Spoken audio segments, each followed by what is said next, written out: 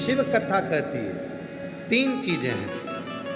पहले नंबर पर 1 लोटा जल, दूसरे नंबर पर शिव पर चढ़ा हुआ जल का आचमन, और तीसरे नंबर पर है रविवार के दिन प्रदोष पड़े और उस दिन लगाया गया बेलपत्री का वृक्ष जीवन में 7 जन्म तक भी संपदा को कम नहीं होने देता।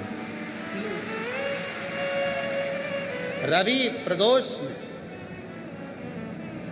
रविवार का यदि प्रदोष का व्रत पड़ा है, रविवार के दिन यदि प्रदोष पड़ी है, उस प्रदोष के दिन प्रदोष काल में, प्रदोष काल जब सूर्य डूबने पर हो, चंद्र उगने पर हो, और उसी समय पर जो प्रदोष काल होता है, उस प्रदोष काल में यदि एक बेलपत्री का वृक्ष कहीं पर लगाया गया है और उस बेलपत्री के वृक्ष को आप हमेशा स्मरण करना प्रारंभ कर दें, प्रदोष के दिन उसके नीचे दीप लगाना प्रारंभ कर दें, कभी किसी के आगे हाथ फैलाने की जरूरत नहीं पड़ती, अपन स्वयं प्रभु।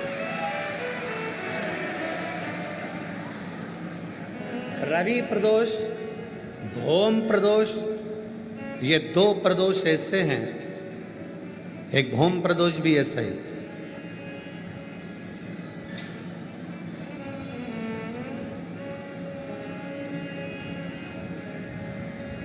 महाराज, मंगलवार का दिन हो, डॉक्टर ने भी कह दिया हो कि इसको 20 साल तक औलाद नहीं हुई, 25 साल तक नहीं हुई, 30 साल तक नहीं हुई, 18 साल तक भी इसको औलाद नहीं हुई, 30 साल हो गए औलाद नहीं हुई, और सब तरह से जब हार जाओ, भौम प्रदोष के दिन प्रदोष काल में शिव जी के मंदिर में शंकर के शिवलिंग पर 3 जगह पर कनेर का पुष्प समर्पित करना प्रारंभ करें। पहला अशोक सुंदरी की जगह पर, दूसरा जहाँ शिवलिंग रखा हुआ का रखना प्रारंभ कर दो, उसमें से अशोक सुंदरी वाले पुष्प को घर लेकर आना प्रारंभ कर दो। भौम प्रदोष के दिन 4 से 5 भौम प्रदोष करोगे और एक दिन मेरा बाबा तुम्हारा गर्भ ठहरा देगा और बाबा की कृपा से तुम्हारे घर में संतान। भौम प्रदोष। जितनी रवि प्रदोष की प्रबलता है, रवि प्रदोष क्या करता है? धन देता है, संपदा देता है, वैभव देता है। जो बेटे बेटी, नवयुवक बेटा बेटी जितने भी कंपटीशन एग्जाम में बैठते हैं, जितने परीक्षा देने के लिए बैठते हैं, जितना कंपटीशन एग्जाम में बच्चा बच्ची बैठते हैं, और वो आखिरी में ये विचार करते हैं कि मैं यहीं पर भी लगाया है, और प्रत्येक प्रदोष पर जाकर आप उसके नीचे अगर दीपक लगा रहे हो तो तुमको तुम्हारी मंजिल तो मिलकर रहेगी ही, चाहे कुछ भी। रवि प्रदोष की इतनी महत्वता है।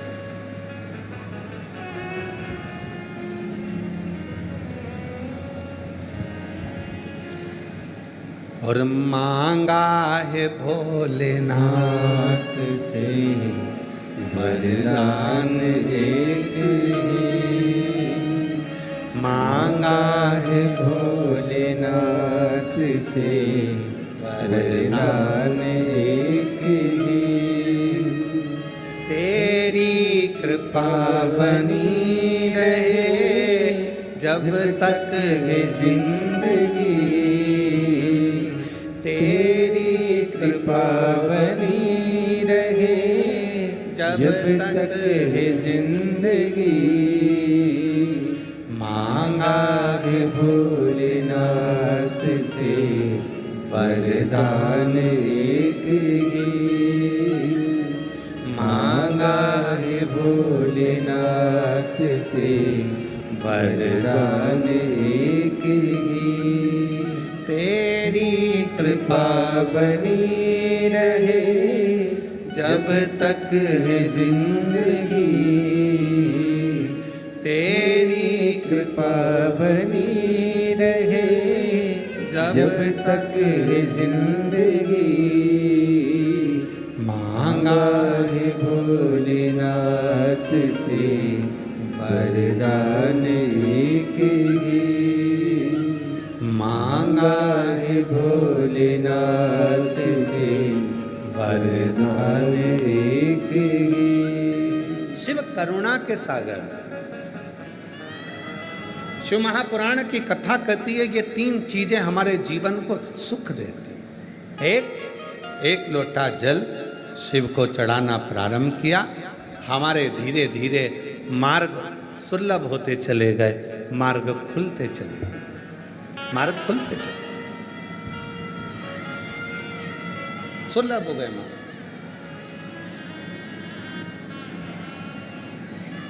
इमेजिन आपको खुद बैठ के एक एक जॉब पे अप्लाई करने की जरूरत नहीं है, नौकरी आपके लिए खुद ही कर देगा। So we have been apply.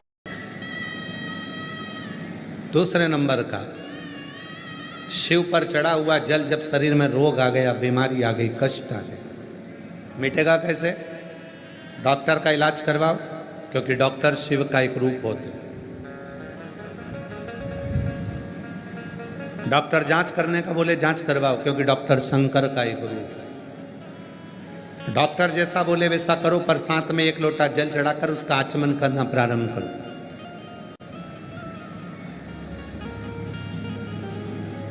मिल जाए कुबेरेश्वर धाम का यदि रुद्राक्ष, उसको तांबे के लोटे में गलाओ, सुबेरे शिव जी को जल चढ़ाओ, उस जल को लेकर आ जाओ, वो जल आचमन करना प्रारंभ करो, थोड़ा थोड़ा 3 बार उसका आचमन करो। धीरे धीरे धीरे धीरे मेरा कुबेर भंडारी ऐसी कृपा करेगा कि एक ना एक दिन कुबेरेश्वर धाम पर तुम्हें बुला ही लेगा,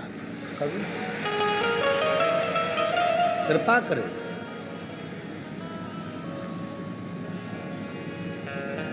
मछुआरे ने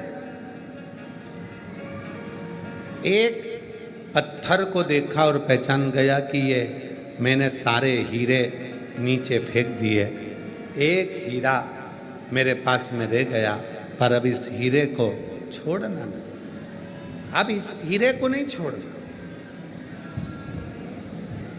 कुबेरेश्वर धाम पर आए हुए शिव भक्त ये सोचकर नहीं आए थे तो कि उनको ये कथा मिल जाएगी। बोलो बोलो ईमानदारी से, आए थे क्या सोच के कि आपको शिव पुराण की कथा यहाँ मिल जाएगी? दुनिया के लोग कहाँ कहाँ जाते हैं कथा श्रवण करने के लिए, फिर वहाँ जाकर लोगों का मुंह झूठा कराते हैं। आप लोगों को तो ये कुबेरेश्वर धाम पर कथा भी मिल गई, और कई कई ऐसे भी हैं उन्होंने मौका में चौका भी लगा दिया कि कहीं पानी की बोतल बांट दी, कहीं बिस्कुट बांट दिया, कहीं टॉफ़ी बांट दी कि आप कहाँ जाकर बांटेंगे, यहीं पर कथा भी हो रही है और बाबा का भजन। सोचा नहीं था आपने कि कथा मिल जाएगी।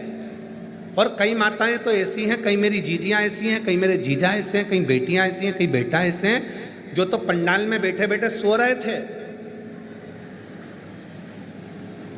उनको तो मालूम ही नहीं था कि कथा होगी। पर तेरी कृपा का क्या है भरोसा, किस पर हो जाए जरा से हम पर कर दो, जरा से हम पर कर दो। जिस पर भी हो गई तेरी कृपा करुणा वो भव पार हुआ, भव पार हुआ। पापी हो चाहे जितना उसका भी बाबा उद्धार हुआ, उद्धार हुआ।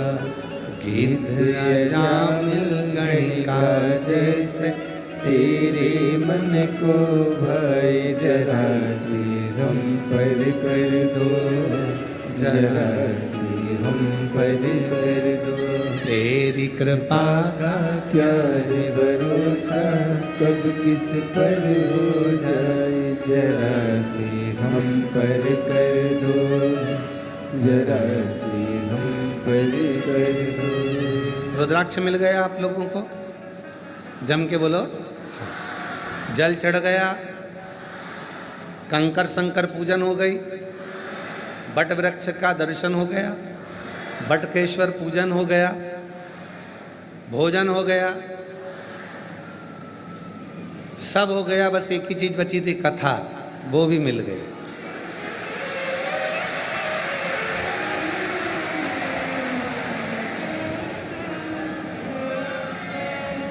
और तैयारी कर लेना, 3 महीने में तो देरी है। विश्वास के साथ कहते हैं, सुनकर जा रहे हो, भले एक दिन की सुनकर जा रहे हो, तैयारी करना, गुरु पूर्णिमा तक तुम्हारा मनोरथ पूर्ण होगा। बाबा वापिस बोलो।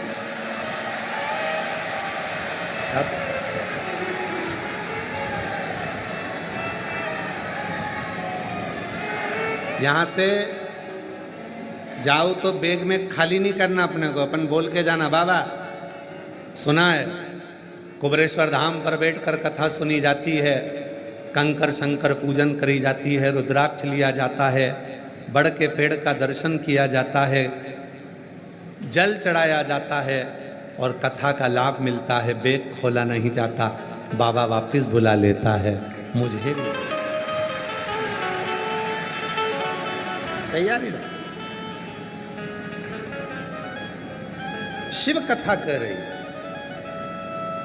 भगवान शंकर का पवित्र चरित्र कह रहा है। बहुत दूर दूर से आते हैं, कंकर उठाते हैं, 5 कंकर को रखकर पूजन करते हैं, 4 कंकर वहीं छोड़ते हैं, 1 कंकर साथ लेकर जाते हैं, दिल से बाबा को प्रार्थना करते हैं, उसका फल तो मिलता है, फल तो प्राप्त होता है। शिव तत्व है। और जब विश्वास होता है तो परमात्मा कृपा करता है। एक छत्तीसगढ़ का एक स्थान है, अच्छा पवित्र स्थान है, छत्तीसगढ़ का तीर्थ है। क्यों अपने बिजनेस और फैमिली से दूर हो? देखिए, this is none of your business. Mobile Shivri Narayan, जो छत्तीसगढ़ वाले होंगे वो जानते होंगे। कोई है छत्तीसगढ़ का यहाँ पर? हाथ उठाओ जरा छत्तीसगढ़ वालों। अच्छा है, बहुत सारे हो, रखो रखो रखो। छत्तीसगढ़ में एक स्थान है शिवरी नारायण। विश्वास वाली बात देखिए, शिवरी नारायण की एक कथा आती है और पूरे छत्तीसगढ़ वालों को शिवरी नारायण पर गौरवान्वित होना चाहिए। पवित्र तीर्थ है शिवरी नारायण। बहुत सालों पहले हम भी गए हैं वहां।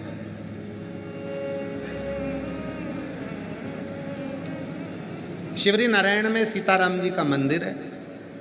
नारायण भगवान की, मेरे श्री हरि का प्रतिबिंब स्वरूप वहाँ पूजा जाता है। एक शिवलिंग भी है, लोग उसकी भी पूजा करते हैं।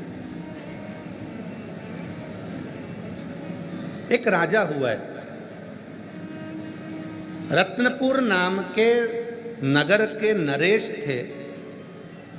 रत्नपुर नरेश को मालूम पड़ा कि शिवरी नारायण में राम जी की सुंदर स्वरूप है, सीताराम जी वहाँ विराजते हैं, भगवान के सुंदर स्वरूप का वहाँ दर्शन होता है।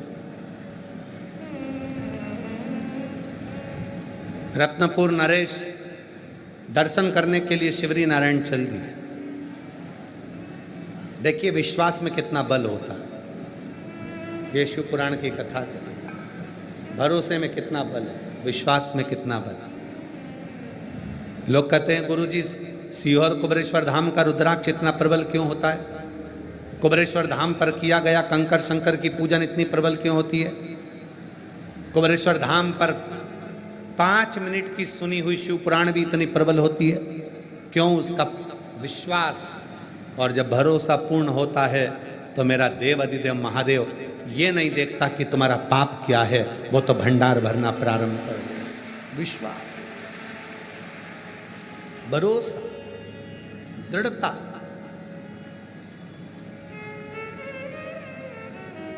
रत्नपुर नरेश को मालूम पड़ा कि शिवरी नारायण में भगवान सीताराम जी विराजमान।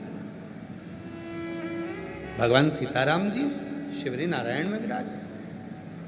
रत्नपुर नरेश शिवरी नारायण चल दिए। छत्तीसगढ़ का बड़ा सुंदर तीर्थ है शिवरी नारायण। और रत्नपुर नरेश चले, सीताराम सीताराम सीताराम करते करते करते करते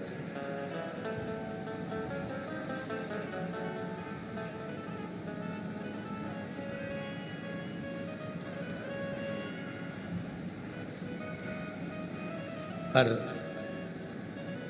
रत्नपुर नरेश शिवरी नारायण के मंदिर में पहुंच गए, दर्शन किया। अब इतना बड़ा राजा आया है, रत्नपुर नरेश आया है, तो ब्राह्मण क्या करेगा, पंडित क्या करेगा कि भगवान का पुष्प उसको देगा, भगवान का पुष्प देगा। जब बहुत कोई वीआईपी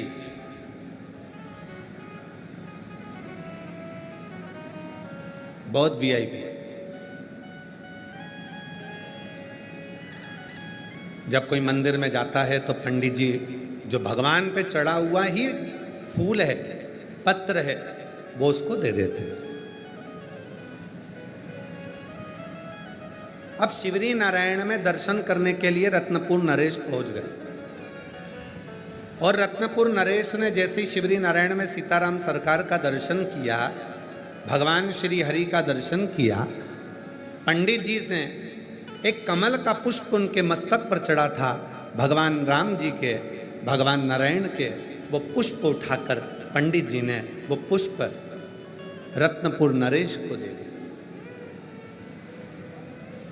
रत्नपुर नरेश को जैसे ही कमल का पुष्प मिला, उस कमल के पुष्प में एक बाल लगा हुआ था, बाल उसमें लगा, कमल के पुष्प में वो बाल लगा था।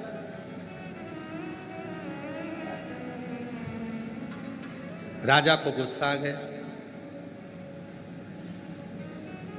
शिव पुराण कहती है, किसी तीर्थ में जाना, मंदिर में जाना, तो वहां की बुराइयां नहीं निकालनी, बुराइयां नहीं निकालनी।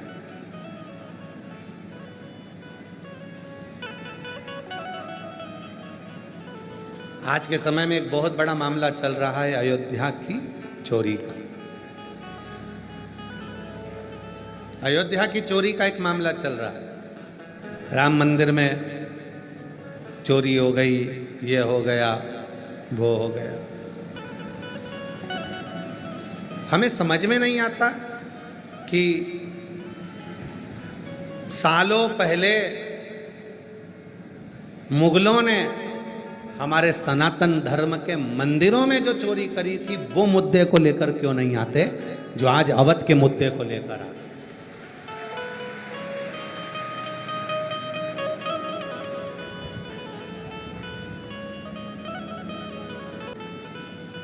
ए भाई, होई सोई जो राम रची राखा। राम जी को जिससे जितनी सेवा कराना होगी उतनी सेवा वो उससे कराएगा, अपने पास सेवा देगा, और जब वो राम जी की कृपा होगी तो रखेगा, नहीं तो राम जी कुछ ऐसी लीला करते हैं कि व्यक्ति को अपने पास से दूर कर देते हैं। उसमें किसी का दोष नहीं है, उसमें एक ही चीज है, होई सोई जो राम रची।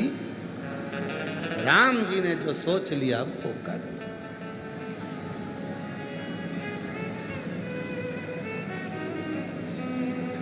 हम क्या करने जा रहे हैं अवध में? भगवान श्री राम जी का दर्शन करने। रत्नपुर नरेश क्या करने गए थे? शिवरी नारायण में भगवान सीताराम जी का दर्शन करने के लिए। ब्राह्मण देवता ने क्या करा? कमल का पुष्प उठाकर दे दिया, कमल का पुष्प उठाकर दिया। महाराज, उस कमल के पुष्प में एक बाल लगा हुआ था। रत्नपुर नरेश को क्रोध आ गया, ये किसका बाल लगा है और तुमने बाल लगा हुआ ये पुष्प हमको दे दिया? गुस्सा हुआ। शिव पुराण कहती है, अच्छाई अगर हम अपने घर में भी देखेंगे तो हमारे घर ही तीर्थ हो जाए। एक लाइन बहुत पहले हम गुनगुनाया करते थे, शायद आप लोगों के स्मरण में है कि नहीं पता नहीं। पहले हम कहते थे वो, इस कल युग में तीर्थ का क्या काम है, इस कल युग में तीर्थ का क्या काम है, कर लो घर में सेवा वहीं तो चारों धाम है, कर लो घर में सेवा वही तो चारों धाम है। इस कल युग में तीरथ का क्या काम है। कर लो घर में सेवा वही तो चारों धाम है। जिसके घर में सास ससुर वही बद्रीनाथ हैं। जिसके घर में सास ससुर वही बद्रीनाथ है। बोलो बोलो बोलो, जितने ऑनलाइन कथा सुन रहे हो सब बोलो। जिसके घर में सास ससुर वही बद्री, जिसके घर में सास ससुर वही तो बद्रीनाथ है। अरे कर लो उनकी सेवा।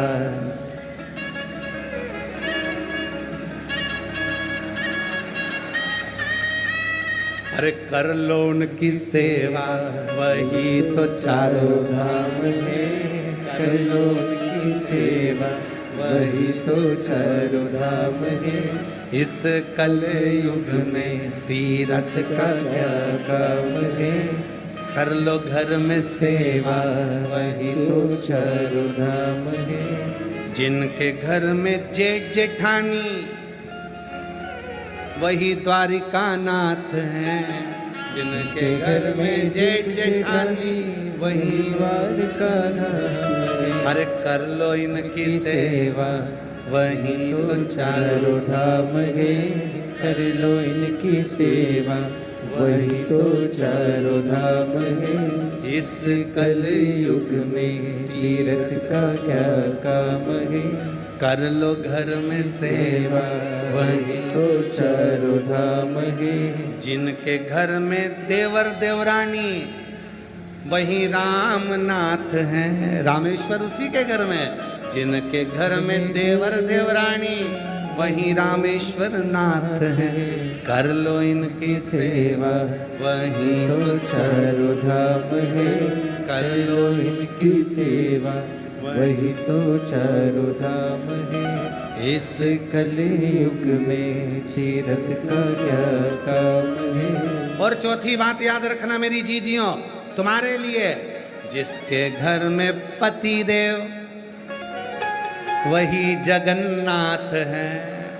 के घर में पति देव वही जगन्नाथ है। जिनके घर में पति देव वही जगन्नाथ है। और कर लो उनकी सेवा। अरे कर लो उनकी सेवा वही तो चारों धाम है। कर लो उनकी सेवा वही तो चारों धाम।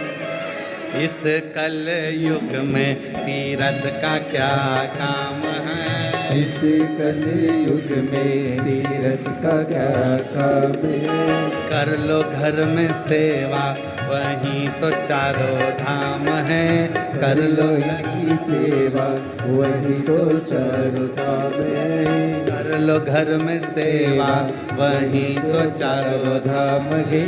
कर लो घर में सेवा वही तो चारों धाम है। कर लो घर में सेवा वही तो चारों धाम है। कर लो घर में सेवा वही तो चारों धाम है। याद हो गया भजन?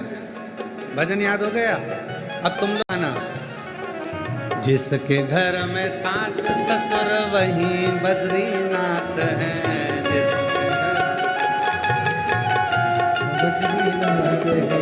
जिसके घर में सास ससुर वही बद्रीनाथ हैं। जिसके घर में सास ससुर वही बद्रीनाथ है। अरे कर लो उनकी सेवा। कर लो उनकी सेवा वही तो चारों धाम है। वो कर लो उनकी सेवा वही तो चारों धाम है। कर लो उनकी सेवा वही तो चारों धाम है। कर लो उनकी सेवा वही तो चारों धाम है। इस कलयुग में तीरथ का क्या काम है। इस कलयुग में तीरथ का क्या काम है।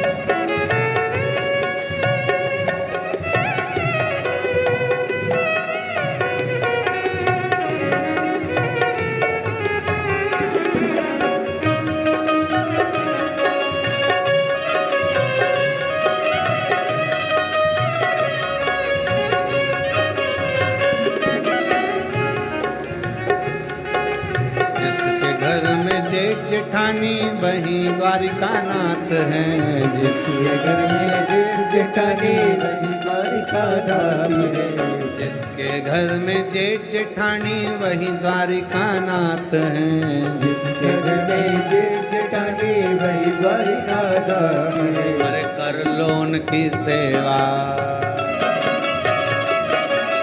कर लो उनकी सेवा वही तो चारों धाम है। कर लो इनकी सेवा वही तो चारों धाम है। इस कलयुग में तीरथ का क्या काम है। इस कलयुग में तीरथ का क्या काम है। कर लो घर में सेवा वही तो चारों धाम है। कर लो इनमें सेवा वही तो चारों धाम है।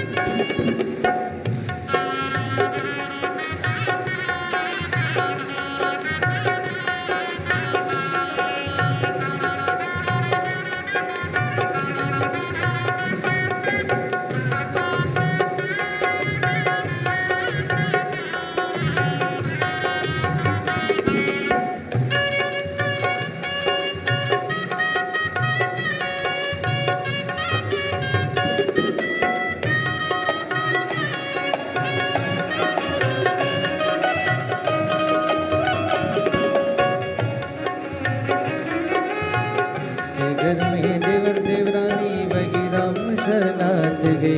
जिसके घर में पति देव वही जगन्नाथ है। जिसके घर में पति देव वही जगन्नाथ है। अरे कर लो उनकी सेवा,